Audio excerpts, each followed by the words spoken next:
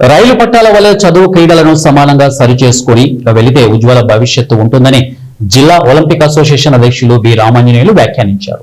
బుధవారం కర్నూలు నగరంలోని శ్రీనగర్ కాలనీలో ఉన్న శ్రీ చైతన్య స్కూల్ క్రీడా దినోత్సవ సందర్భంగా ఆయన ముఖ్య అతిథిగా పాల్గొని మాట్లాడారు. క్రీడల్లో స్పోర్ట్స్ కోటా కింద ప్రభుత్వం 3% రిజర్వేషన్ క్రీడాకారులకు కేటాయించడం అభినందనీయమని అన్నారు. ఇటువంటి స్పోర్ట్స్ కోటాను అందుకునేందుకు విద్యార్థులు చిన్నతనం నుండే క్రీడా సాధన చేసి విద్య, ఉద్యోగ అవకాశాలను పొందేందుకు ప్రయత్నించాలని ఆయన విద్యార్థులను కోరారు. కార్పొరేట్ స్కూల్లో క్రీడా మైదానాలు తక్కువగా ఉంటాయని, తక్కువ దానిలో ఇష్టంతో సాధన చేసి ముందుకు పోవాల్సిన అవసరం ఉందన్నారు. అనంతరం క్రీడా విజేతలకు ప్రతిభా సర్టిఫికెట్ను అందజేసి ఆయన అభినందించారు. ఈ సందర్భంగా ఏర్పాటు చేసిన కార్యక్రమంలో స్కూల్ ప్రిన్సిపల్ సుహాసిని, ప్రాంతీయ పర్యవేక్షకులు రామాంజనేయులు, కోఆర్డినేటర్ నాగేశ్వరరావు, విద్యాసంస్థ డీన్ క్యూప్షన్తో పాటు పీఈటీ డేవిడ్ తదితరులు పాల్గొన్నారు. అంతకుముందు విద్యార్థులు చేసిన క్రీడా విన్యాసాలు పలువురిని ఆకట్టుకున్నాయి. కేంద్ర ప్రభుత్వం దానికి ధ్యాన్ చంద్ హాకీ లెజెండ్ అని పేరు పెట్టడంతో కేంద్ర ప్రభుత్వం ఆయన ఆటను చూసి ఆయన బర్త్డే ఆగస్టు 29 కాబట్టి 29న నేషనల్ స్పోర్ట్స్ డే ప్రకటించినారు.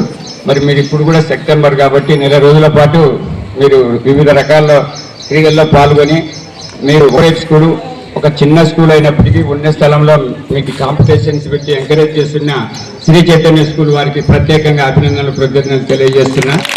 ఎందుకంటే మీకు చదువు ఎంత ముఖ్యమో క్రీడలు కూడా అంతే ముఖ్యమని నేను ఈ సందర్భంగా గుర్తు చేస్తున్నా. ఆరోగ్యం అంటే ఎలాగొస్తుందంటే స్టెప్ అవుట్ అండ్ ప్లే. మీరు ఎప్పుడైతే పరిగెత్తి ఆడతారో, మీరు పరిగెత్తి ఆడినప్పుడు బ్లడ్ సర్క్యులేషన్ ఫాస్ట్గా ఉంటుంది, రెస్పిరేటరీ సిస్టమ్ బాగుంటుంది, మీ ఐక్యూ కూడా బాగా డెవలప్ అవుతుంది. అప్పుడే మీరు బాగా చదువుకోగలుగుతారు. అందుకోసం ప్రతి స్కూల్లో కనీసం ఒక గంట బిఫోర్ స్కూల్ కానీ ఆఫ్టర్ స్కూల్ కానీ మీరు ఆడగలిగితే అందులో వచ్చేటువంటి అవకాశాలు చాలా ఎక్కువ ఉంటుంది.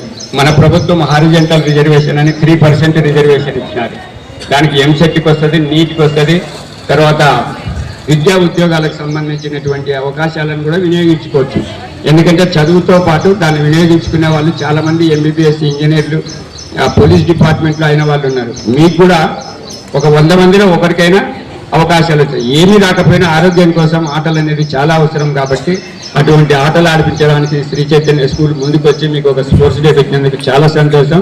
దీనికి సహకరిస్తున్న హెడ్స్కి అందరికీ, ఇక్కడ వేదిక మీద ఉన్న వాళ్ళకి అందరికీ కూడా హృదయపూర్వకంగా నమస్కారాలు తెలియజేస్తూ సెలవు తీసుకుంటాను. Thank you.